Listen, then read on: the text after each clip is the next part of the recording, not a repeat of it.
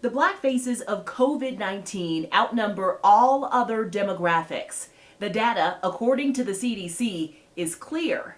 But what's so complex about this reality is why. Now, the experts I've been speaking with tell me the coronavirus does not discriminate. But unfortunately, our healthcare and economic system has. First, it was Chicago, where according to the CDC, 68% of COVID-19 deaths are African American. It's stunning. It is a red alarm, an alert that we've got to respond to. Then head further south, where in Louisiana, that number is 70. Those hotspots are in areas of the state that have a disproportionate number of African Americans living there. After that, as far north as Milwaukee, where for some residents, the death toll includes a familiar face every 24 hours. I see a name that rises up and I'm like, oh my God, I know that person. Now head west to Colorado, wiping down the podium before preparing to address the elephant in the room. Could it be a proxy for economic disparities?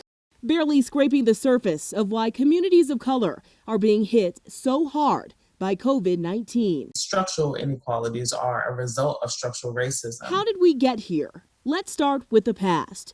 Dr. Eric Wallace, Associate Dean and Professor of Medicine at UCCS, says the data is nothing new. The inequities that we see in healthcare in race and ethnicity have been historical. They've been here for a long time, and it's not easy to change those. History shows racial inequality has been a hard-fought battle in this country for several decades.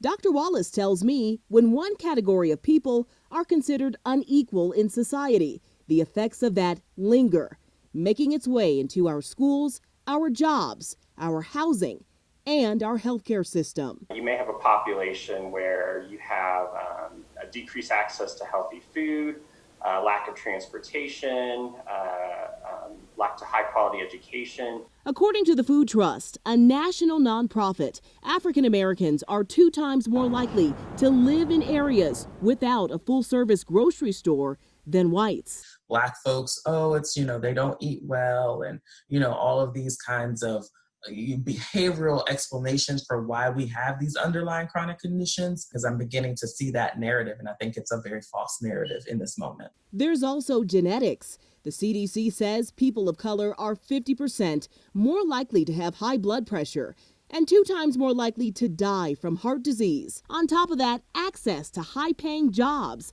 is also a problem. U.S. labor data from 2019 shows the unemployment rate among the black community was still higher than the national average. If you don't have a job that provides health care, now you're compounded by this deadly disease. I mean, it's no surprise that we're going to get hit harder. Plus, African Americans are having a hard time self-isolating. And it's not because people are irresponsible and not socially distancing.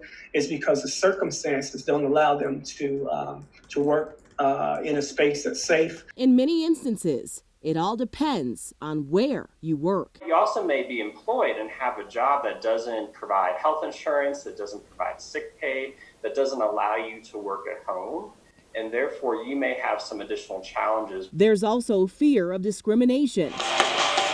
Hey guys, Isaac, Master C here. Isaac Costley teaches kids how to fight back responsibly. He owns a martial arts center in Colorado Springs. What is a person of color supposed to do? What we have to do is be vigilant in knowing and accepting the fact that by wearing this mask, we can put ourselves at risk. Costley says for men of color, the reality is if they wear a mask or bandana to cover their face, they could be racially profiled. All it takes is a phone call for a suspicious male, black male. Do we risk getting sick? It makes you make a choice. The CDC says more testing needs to be done. But in some places across the country, testing is slow, even hard to come by for everyone. But in the meantime, the CDC says to heed the state and federal guidelines that are put in place. Stay home, keep your distance, and wear a mask.